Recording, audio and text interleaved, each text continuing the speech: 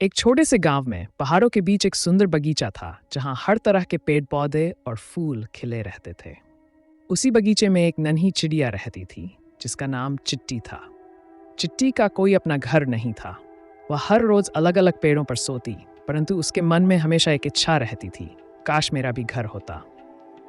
चिट्टी की यही आशा अब पूरी होने वाली थी। चिट्टी ने अपने घर बनाने की ठान ली। वह उड़ते हुए बगीचे के कोने कोने में जाने लगी और अपने लिए सबसे अच्छी जगह की तलाश करने लगी। एक दिन उसने एक बड़ा सा पेड़ देखा जिसके ऊपर की शाखाएं उसे अपने घर के लिए सबसे उपयुक्त लगीं। वह बहुत ही खूबसूरत पेड़ था। नन्ही चिड़िया ने सोचा भी नहीं था। चिट्टी ने मेहनत से तिनके इकट्ठे करना शुरू किया। उसने देखा कि कुछ तिनके सूखे पत्तों के पास पड़े थे, कुछ बगीचे के फूलों के पास और कुछ पेड़ के नीचे। धीरे धीरे उसने अपने नए घर का निर्माण करना शुरू किया। एक एक तिनके को इकट्ठा कर नन्ही चिड़िया ने अपने घर को बहुत ही खूबसूरती से बनाया।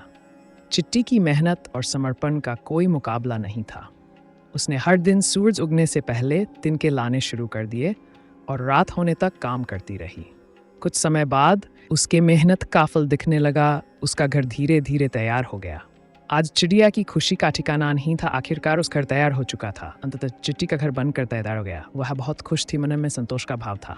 उसने अपने घर को सुंदर फूलों से सजाया और उसमें अपने लिए एक आरामदायक कोना बनाया।